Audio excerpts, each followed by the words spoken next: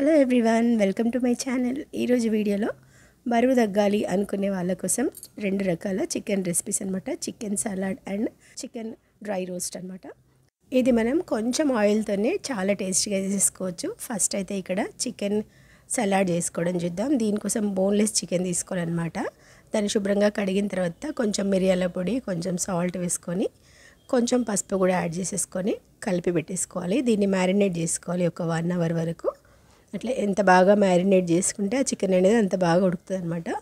ఈ చికెన్ సలాడ్లోకి మనం ఆయిల్ అనేది అస్సలు యూజ్ చేయమన్నమాట.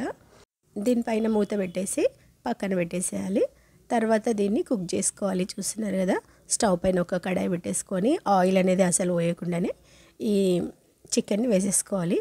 అది వేయగానే కొంచెం కడాయికి అంటుకుంటుంది అనమాట. అందుకని సిమ్లోనే పెట్టేసి ఒక 2 నిమిషాలు మూత పెట్టేసి దాంట్లో నుంచి వాటర్ అనేది వస్తుంటుంది.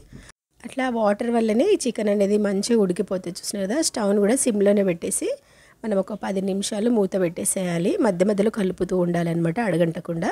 సో అంతే, ఆ చికెన్ అనేది మంచిగా ఉడికిపోతుంది. తర్వాత దాంట్లో కొంచెము జీలకర్ర పొడి వేసేసుకోవాలి. ఇక్కడ దీంట్లోకి కీరా అండ్ ఆనియన్స్ అట్లా కట్ చేసి పెట్టిన అనమాట, వాటిని వేసేసుకోవాలి. పైనుంచి కొంచెం పెరుగు వేసుకోవాలి.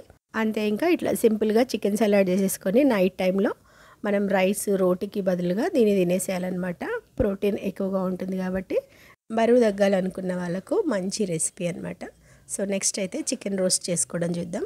ఈ చికెన్ని మనం ఫస్ట్ ఇట్లా మంచిగా కడిగేసి దీన్ని కూడా మ్యారినేట్ చేసి పెట్టుకోవాలన్నమాట. చూస్తున్నారు కదా, దీంట్లోకి పసుపు, కారం, ఉప్పు, అల్లం ఎల్లిగడ్డ, కొంచెం పెరుగు, ఇంకా నిమ్మకాయ, వీటన్నిటిని వేసేసుకోవాలి. వేసేసి మంచిగా కలిపేసి మనం దీన్ని కూడా ఒక 1 అవర్ అట్లా పెట్టాలి. చికెన్ ఎప్పుడైనా సరే మ్యారినేట్ చేసి పెట్టుకుంటే తొందరగా ఉడికిపోతుంది అనమాట. ఆయిల్ అనేది ఎక్కువ పట్టదు. సో ఇక్కడ చూసిన కదా, 1/2 టేబుల్ స్పూన్ మాత్రమే ఆయిల్ వేసిన నేను. ఇది 300 గ్రామ్స్ చికెన్ ఉంటుంది అనమాట. ఆనియన్స్ వేరే మసాలాలు ఏం వేయకుండా జస్ట్ చికెన్ వేసేసి దాని మీద మూత పెట్టేసి ఒక 10 నిమిషాలు మధ్య మధ్యలో కలుపుతూ దీన్ని అట్లా ఉడికించుకోవాలి. అంతే, చికెన్ అనేది తొందరగా ఉడికిపోతుంది. చికెన్ రోస్ట్ ఇట్లా రెడీ చేసేసుకోండి. వెయిట్ లాస్ అవ్వాలనుకున్న వాళ్ళకు చాలా మంచి రెసిపీ అనమాట. టేస్ట్ కూడా చాలా చాలా బాగుంటుంది. లాస్ట్లో కొత్తిమీర, పుదీనా వేసుకుంటే సూపర్ టేస్టీగా చికెన్ రోస్ట్ అనేది రెడీ అయిపోతుంది. వీడియో నచ్చితే like, share and subscribe. Thanks for watching. Bye bye.